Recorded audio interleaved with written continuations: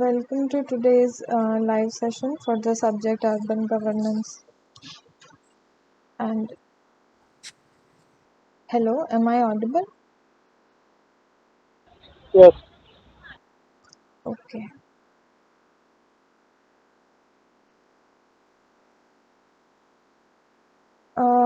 We will wait for 5 more minutes, see if more people join, and then we will start. Okay.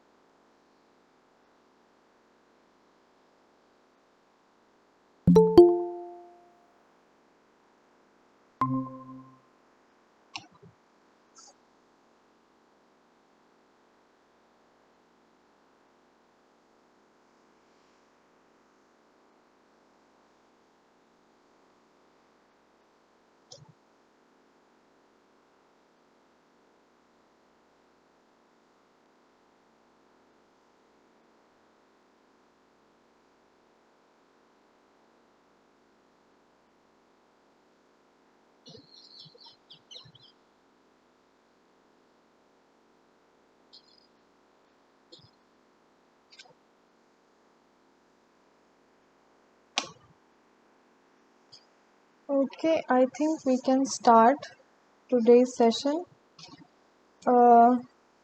Welcome all to today's session for urban governance and development management.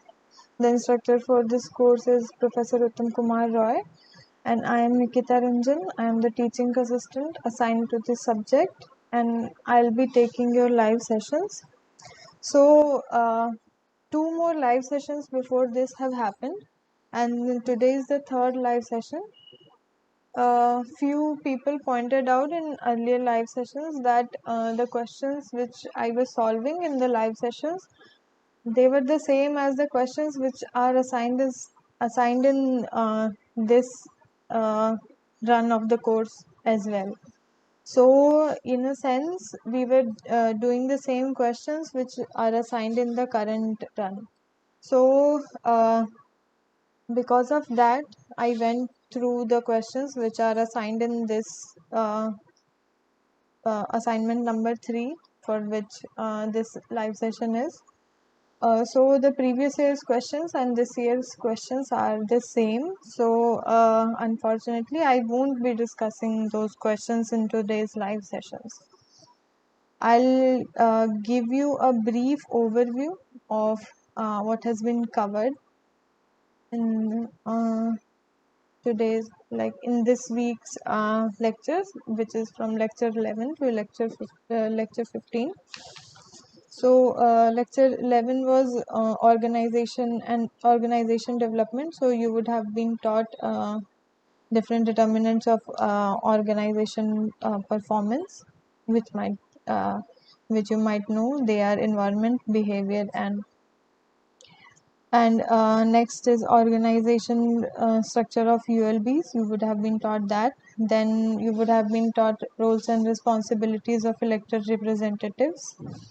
Then the roles and responsibilities of functionaries. Then you would have been taught a little bit about SWOT analysis. What is SWOT analysis? How you can use it. Then next lecture was transparency and accountability. So you would have gone through why transparency and accountability is essential, what is its significance in our governance processes. Then you would also have gone through Right to Information Act, how it has forwarded the transparency and accountability in governance processes in India. What are the different factors related to RTI, how it can be used, how it is used in current governance processes, all of that you would have studied. Then next two lectures were about capacity building. So you would have gone through the significance of capacity building in urban governance, why we need capacity building, what's its purpose, how it is used, all of that. Then a little bit about different dimensions of capacity building, and also training. We would have gone through that in the next lecture, capacity building too. Then a little bit about role mapping, how the roles of different uh, different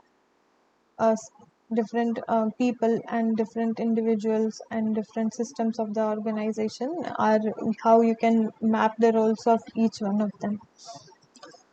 Next would have been improving systems and processes for urban governance. So in this you would have learned what different systems and processes are, what are the different processes and different systems which are related to urban governance.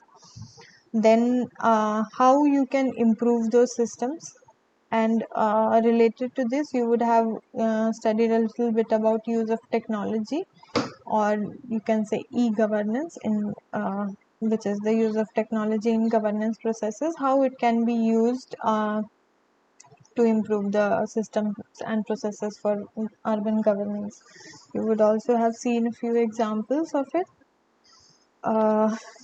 This is what has been taught this week. So as I am not going to discuss the questions, you are free to ask any doubts which you have about this week's lectures, or any doubts about the assignment you are assigned. But please refrain from asking answers to the question in the assignment. You can ask any doubts you have relating to the subject matter, to the material, but please do not ask the answers for the questions. Please go ahead if anyone has any doubts.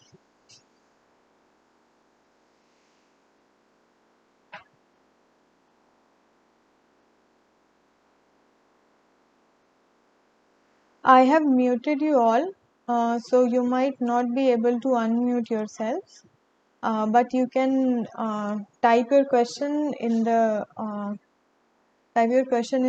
message box, and I can see the questions and I can answer them. Okay. Rishikesh is asking, in many states DPC is not created, so how planning acts are implemented? Okay, Rishikesh. So this is a problem which we are facing. This has been a problem in the case of many Indian districts. So a lot of Indian districts do not have created a district planning committee as they were instructed, and the reason for this is there are a lot of organizational and logistical issues, because of only Mizoram is exception. Okay, Rishikesh. So there are a lot of organizational and logistical issues because of which district planning committee has not been created in many of the districts and many of the states. But as you see, in India, planning is largely or planning authorities or parastatal planning bodies. There are different, like each state has a different system to how planning activities are performed in their own state and in different cities. So if you take example of Surat has the city government of Surat is very involved in its urban planning. They have good capacity to take on the urban planning processes. So because of that, Surat, the municipal corporation of Surat city, it is very involved in the planning process, which as like according to our 74th CAA, the city should be involved, and according to the 74th CAA, a district planning committee should also be formed, and it should take care of the planning of a whole district. But in many cases, either there is not enough capacity, or there is some lacking, something is lacking in the terms of organizational capacity or logistics. Because of that, district planning committees are not made. Instead, there are other city planning authorities or other parastatal bodies or other subsidiary governance bodies which are set up, which take care of planning of mostly cities and the region surrounding the cities. So the city planning or urban regional planning in India is mostly concentrated around cities, metro cities, and the metropolitan region around the city. So yes, it is true. A lot of districts and a lot of states in India do not have a district planning committee, and that is because, as you know, that for any organizational body or any public authority to function, it should have enough capacity, as you might have seen from your lectures from the capacity building. So in case when there is not enough capacity to form uh, such a body to take out the planning tasks, other parastatal bodies or other planning organizations they come in and they take the charge of performing such activities. I hope that is clear, Rishikesh. Uh, Anyone else? Any other doubts? One more doubt. Okay. How do I find multiple choice questions for practice? If you have others, please help.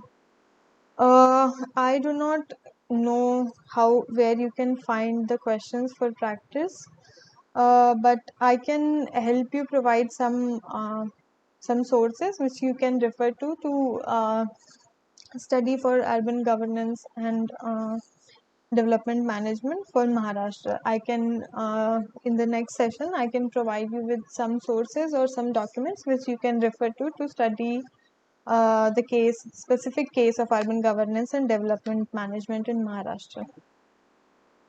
Latest census. Okay, so the latest census data which we have is from 2011.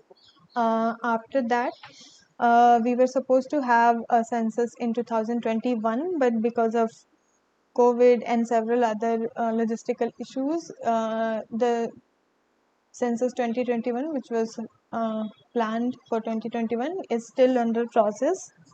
It still hasn't been completed, and the data is still under process. So the latest census data which we have is from 2011. So if you want to refer census data, unfortunately, it's only the 2011 data which you have to refer.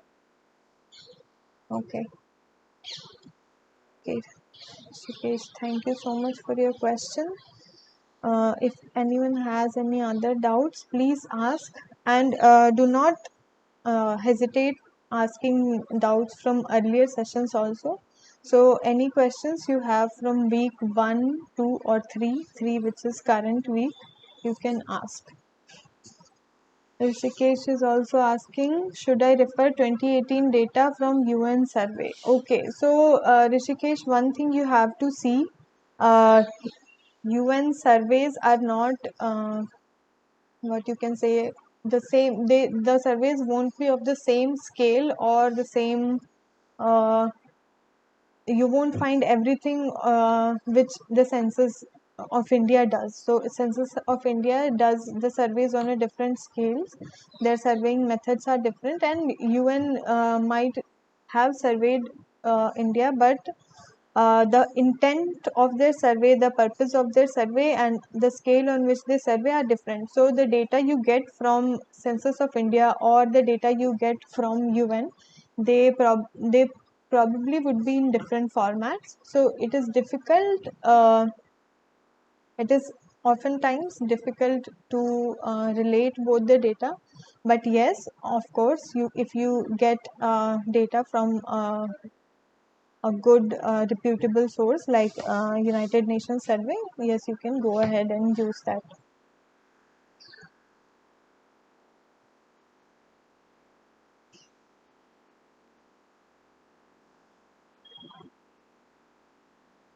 You have joined two NPTEL courses, and the assignments are based on that data.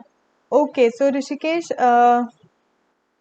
both these courses, they might have provided supplemental materials which you can ask the course instructor in the forum, which is there for your doubts, or you can even ask the teaching assistant which takes your live sessions, and you can ask where you can get the data which you need, or you can ask for supplemental study material or supplemental material which I'm sure they would be happy providing.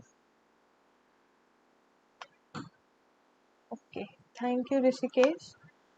If anyone else has any other questions, I'm also open to discussing what else we could do in these sessions apart from clarifying your doubts. Obviously, these sessions are meant for to clarify your doubts if you have any doubts, or as a practice session for your problem solving.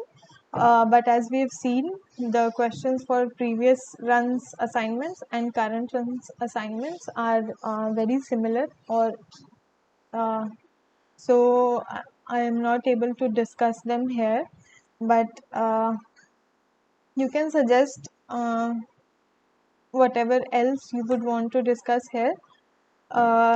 Professor Uttam Kumar, who is the course instructor for the subject, I had a discussion with him, and he also wanted to introduce some supplemental study material as a part of this subject. Some of it could be compulsory reading material, and some of it could be optional. You could read it if it helps. And then we could have live session in which we could talk about that also. So please suggest, if you want, you can suggest some anything about that also. Apart from that, I am here. Rishikesh is asking, can you explain the difference between development plan and structural plan? I am not sure what structural plan is or what you're referring to as structural plan. Can you please elaborate a little bit?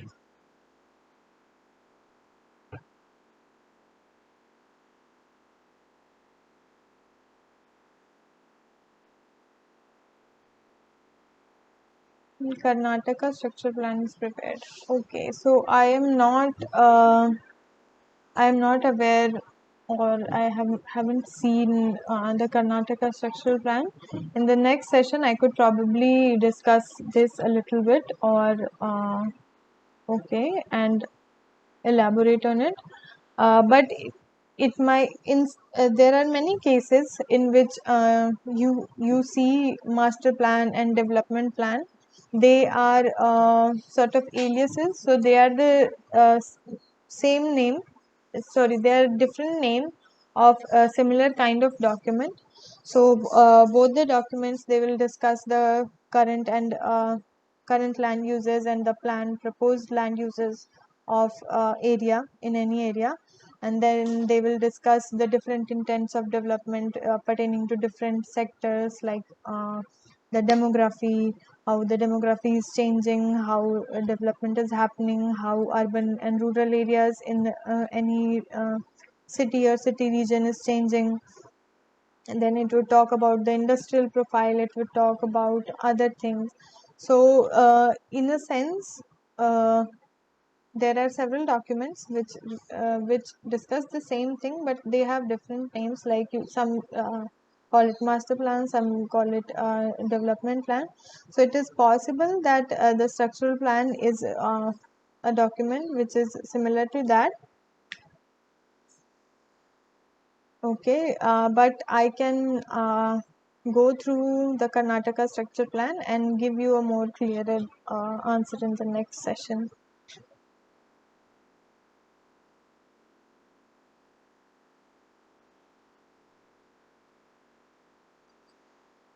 Please do not share your syllabus with me. I do not. If this is the syllabus for another subject, please ask this question to them. I would request you to ask questions related to urban governance and development management in this session only. Thank you. Uh, does anyone have any other questions? Please go ahead.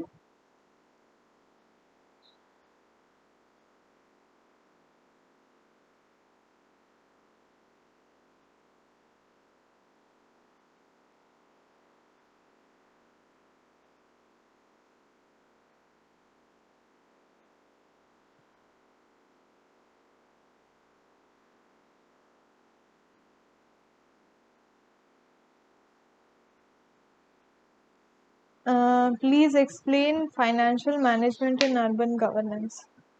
Okay, so I don't think this is something which has been covered yet or is pertaining to the course we have so far covered. So I cannot explain this yet. Maybe in the next sessions, in the coming sessions, I could explain this if it is being covered in our course. If you have anything specific, any questions related to the course we are covering, please ask that.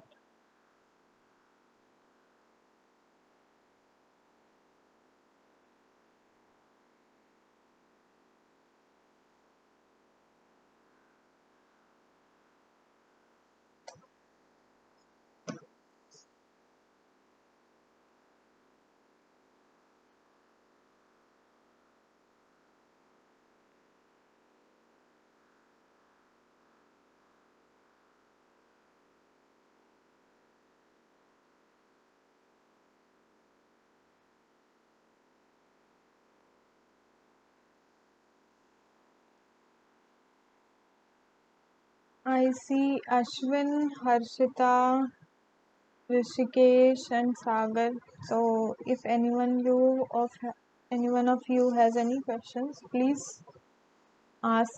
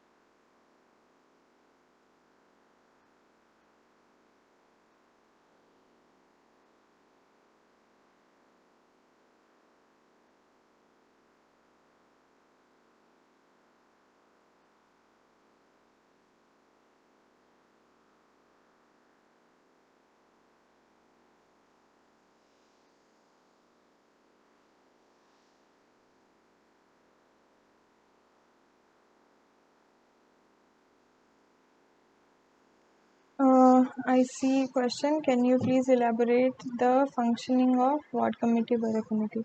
Okay,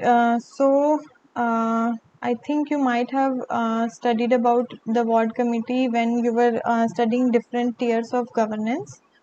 So ward committee is part of local government, and it comes one, if you can say, one step below the municipality or the urban local body.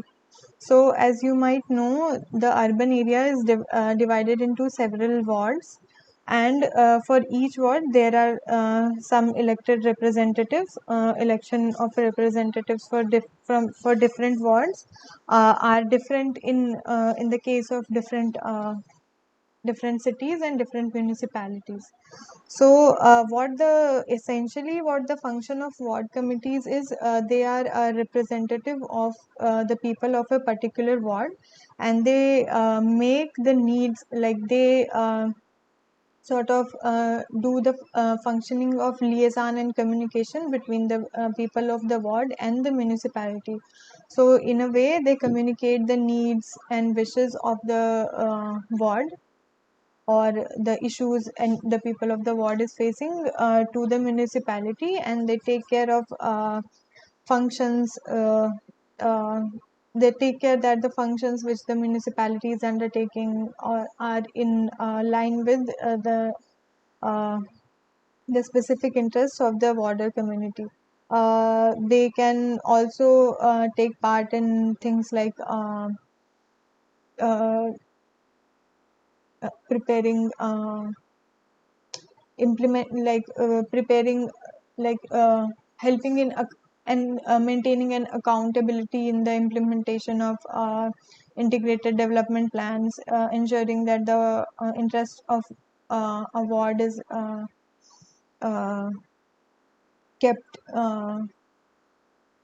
like it's being uh, kept in account uh, when the plan is being implemented. So another thing, so the election of people of a ward committee and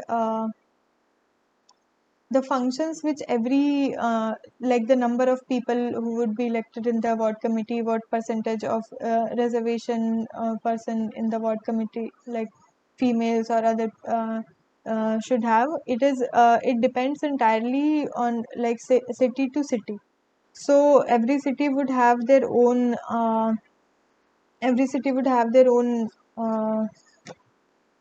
guidelines or specification for that. And similarly, it largely depends on the city on how and what functions a ward is performing. So to answer your question, Ashwin, I would suggest you take example of the functioning of a ward committee of any particular ward in any city, and you go through what function the ward committee is undertaking in that particular case. Or another thing you could do, you take another ward and compare the two. So in a way, you could get an idea of what functions actually on ground ward committee performs and how it changes from different wards. Okay, I hope it's clear.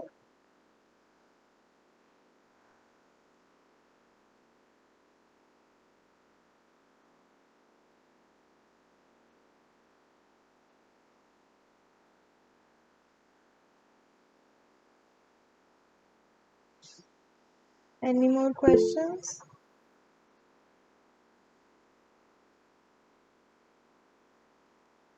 Mhm.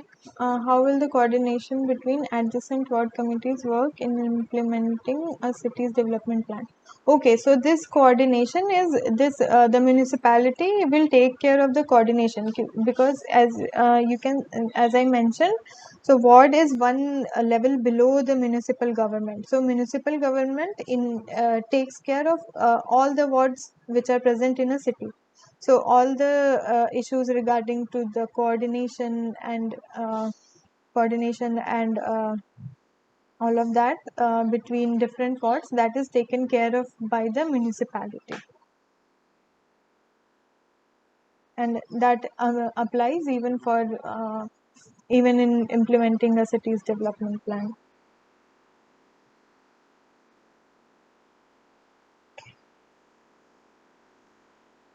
Any more questions?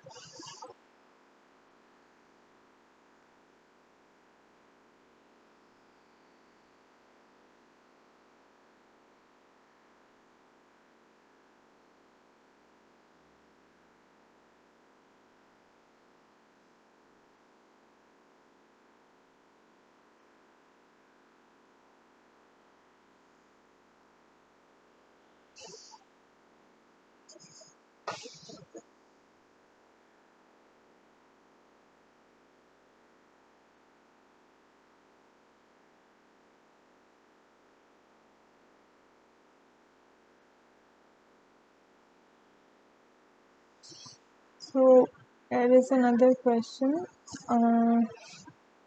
What is the difference between weakness and threat in SWOT analysis? Okay, so SWOT analysis is the analysis of strength, weakness, opportunities, and threat. And I understand the difference between weaknesses and threats. Like it's often confusing if you see, because both weaknesses and threats, they pertain to the negatives or negative traits which any organization or anything has. So one thing which would help you discern the difference very clearly is, you think in the terms of what comes from within the organization or within any system, and what comes from outside the system.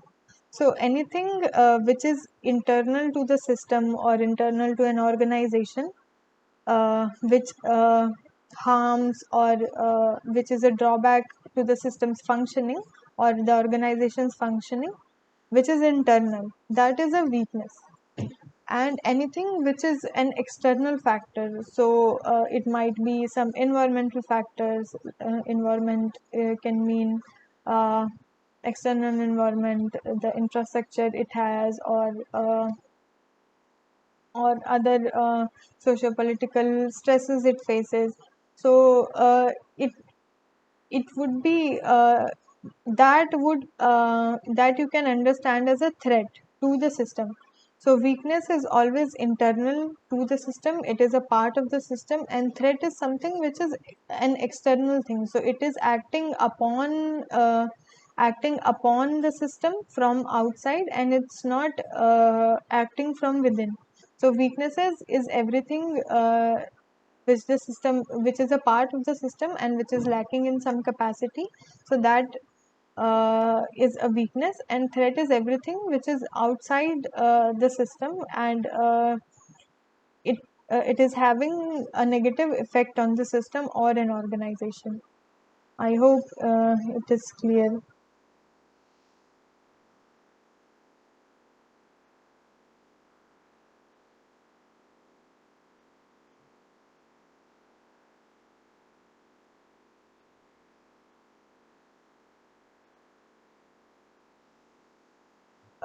Any more doubts? Please feel free to ask.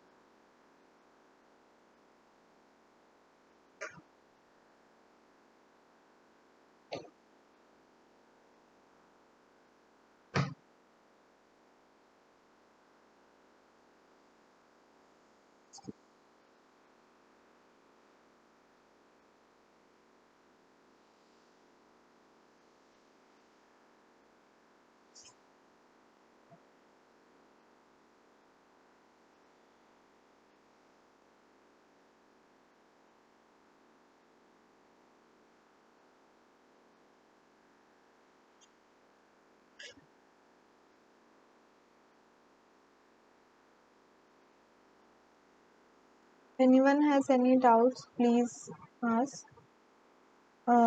This session is from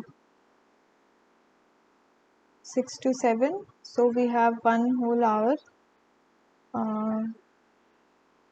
So please ask anything if you have.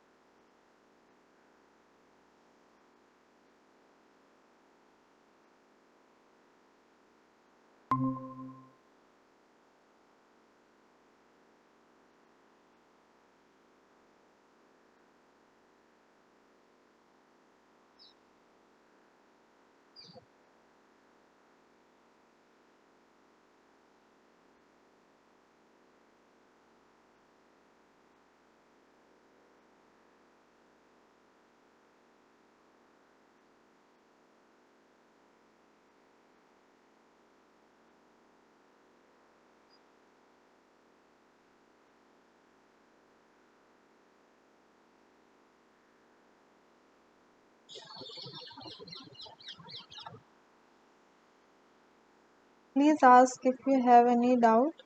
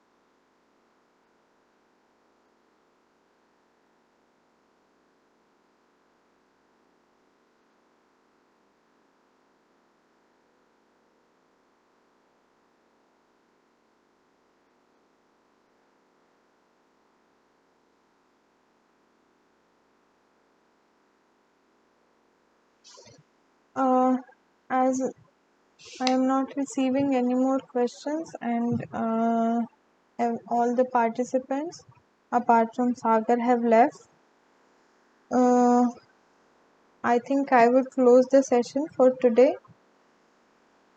Sagar, if you have any more doubts, please go ahead, or you can just tell me if I should close the session.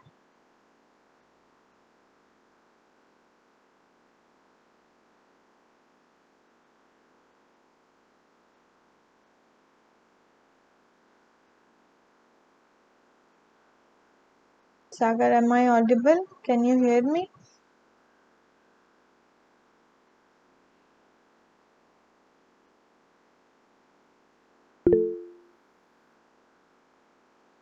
Okay, so we have no more questions. So I'll close the session for today. Please feel free to drop any questions you have in the forum.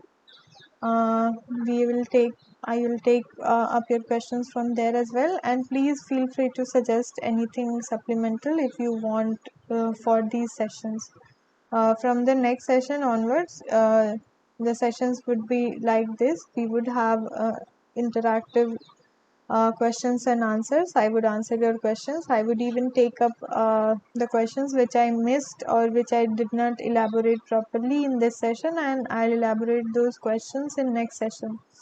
So from next session onwards, instead of solving the previously assigned questions, we will be having an interactive session where I answers the questions you ask. Thank you very much for joining today's session, and I'll see you in next week's sessions. Thank you.